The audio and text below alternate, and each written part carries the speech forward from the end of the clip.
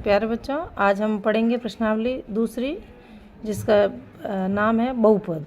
सबसे पहले हम बहुपद का अर्थ जान लेते हैं। बहुपद का अर्थ है कि समीकरण जिसके अंदर एक से ज़्यादा पद हो, चाहे वो चर हो चाहे अचर हो।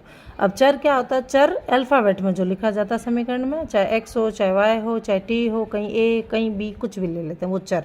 और अचर वो जो संख्या होती है। अब पहला प्रश्न है, निम्नलिखित व्यंजकों में कौन कौन एक चर में बहुपद है? इसका मतलब है कि एक ऐसा समीकरण जिसमें बहुपद है लेकिन उसके अंदर चर एक ही होना चाहिए, और कौन कौन नहीं, कारण के साथ अपने उत्तर दीजिए।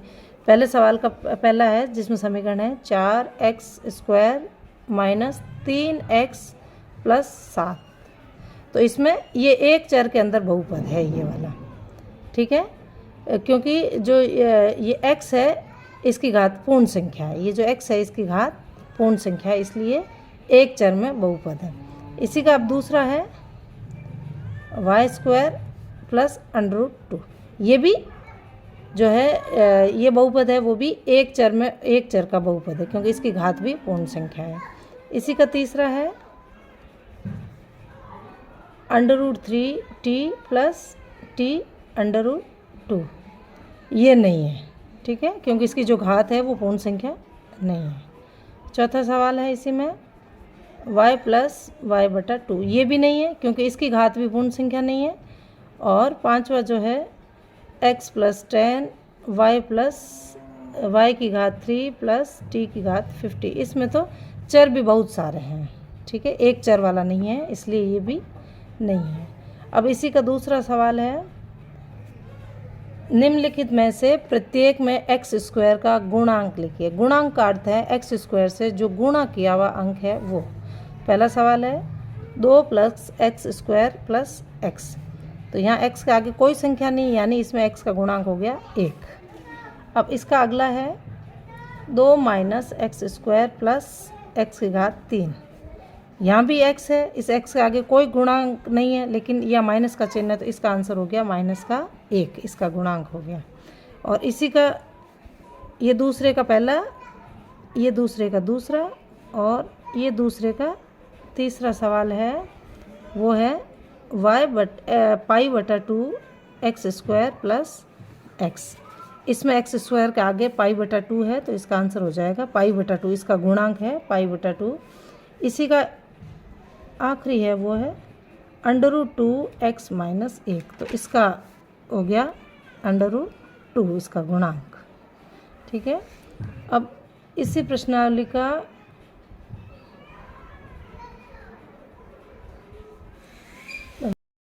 इस प्रश्न में x² का पद ही नहीं, सिर्फ x है। ये देखिए, अपन को सब जगह x² का गुणांक निकालना था।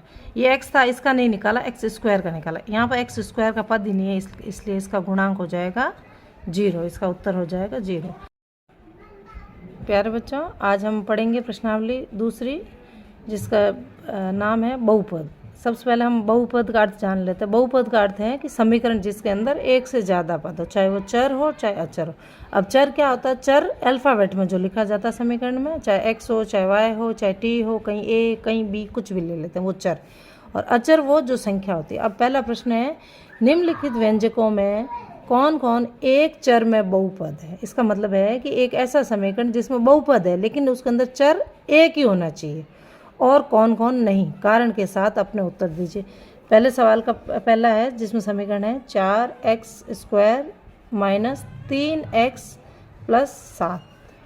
तो इसमें ये एक चर के अंदर बहुपद है, ये वाला, ठीक है, क्योंकि जो ये x है इसकी घात पूर्ण संख्या है, ये जो x है इसकी घात पूर्ण संख्या है, इसलिए एक चर में बहुपद है। इसी का अब दूसरा है y² प्लस √2। ये भी जो है ये बहुपद है, वो भी एक चर में एक चर का बहुपद है, क्योंकि इसकी घात भी पूर्ण संख्या है। इसी का तीसरा है √3t प्लस t √2। ये नहीं है, ठीक है, क्योंकि इसकी जो घात है वो पूर्ण संख्या नहीं है। चौथा सवाल है इसी में y प्लस y/2। ये भी नहीं है, क्योंकि इसकी घात भी पूर्ण संख्या नहीं है। और पांचवा जो है x plus 10 y plus y की घात 3 प्लस t की घात 50। इसमें तो चर भी बहुत सारे हैं, ठीक है, एक चर वाला नहीं है, इसलिए ये भी नहीं है। अब इसी का दूसरा सवाल है, निम्नलिखित में से प्रत्येक में एक्स स्क्वायर का गुणांक लिखिए। गुणांक का अर्थ है एक्स स्क्वायर से जो गुणा किया हुआ अंक है वो। पहला सवाल है 2 + x² + x। तो यहाँ x के आगे कोई संख्या नहीं, यानी इसमें x का गुणांक हो गया 1। अब इसका अगला है 2 - x² + x⁻3। यहाँ भी x है, इस x के आगे कोई गुणांक नहीं है, लेकिन यह माइनस का चिन्ह है, तो इसका आंसर हो गया -1, इसका गुणांक हो गया। और इसी का ये दूसरे का पहला, ये दूसरे का दूसरा, और ये दूसरे का तीसरा सवाल है, वो है π/2 x² + x। इसमें x² के आगे π/2 है, तो इसका आंसर हो जाएगा π/2, इसका गुणांक है π/2। इसी का आखिरी है वो है √2x - 1, तो इसका हो गया √2, इसका गुणांक। ठीक है, अब इसी प्रश्नावली का इसी का तीसरा प्रश्न है 35 घात का द्विपद, यानी एक ऐसा समीकरण जिसमें द्विपद होना चाहिए और उसकी घात होनी चाहिए 35, और 100 घात का एक पद, यानी एक ऐसा समीकरण जिसकी घात, जिसमें अपन चर की घात 100 लेंगे और पद एक ही होगा। इसका उदाहरण देना है।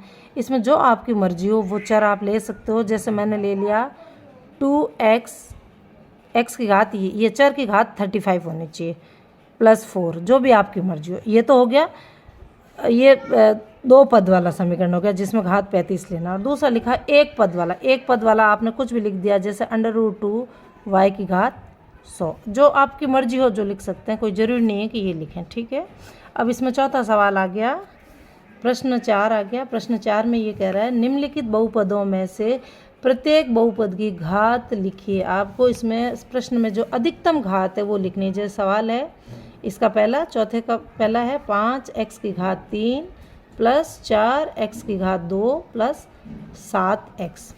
अब इसमें अधिकतम घात x की 3 है, तो इसका उत्तर हो गया, इस बहुपद की घात हो गई 3, इसका उत्तर हो गया। अगला इसी का दूसरा प्रश्न है, जिसमें है 4 - y²। इसमें एक ही चर है, इसकी अधिकतम घात हो गई 2, इसका उत्तर हो गया 2। अब ये इसका तीसरा हो गया 5t - √7। जब किसी की घात कुछ नहीं होती तो उसको अपन एक ही मानते हैं, तो t की घात 1 मानेंगे इसका।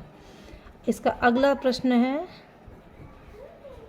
3 की घात कुछ भी नहीं लिखी है, तो 3 की घात हम 0 मानेंगे। ठीक है, 3 की घात हो गई 0।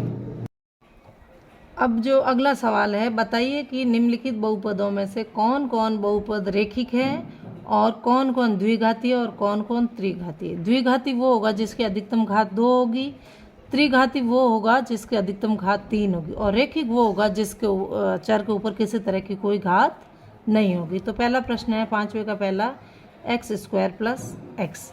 तो क्योंकि यहाँ x की अधिकतम घात 2 है, इसलिए ये हो जाएगा द्विघाती समीकरण।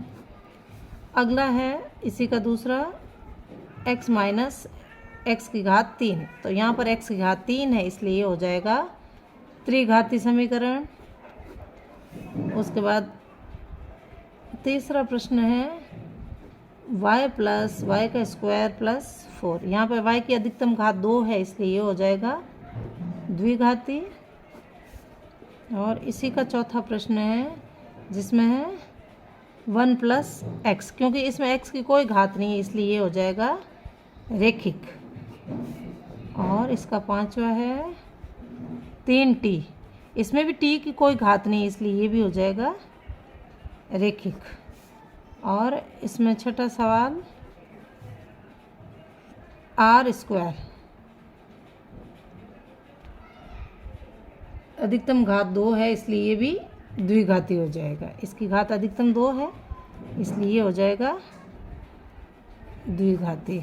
और इसका आखिरी इस प्रश्नावली का प्रश्न है 7x⁻3। अधिकतम घात 3 है, इसलिए ये हो जाएगा त्रिघाती।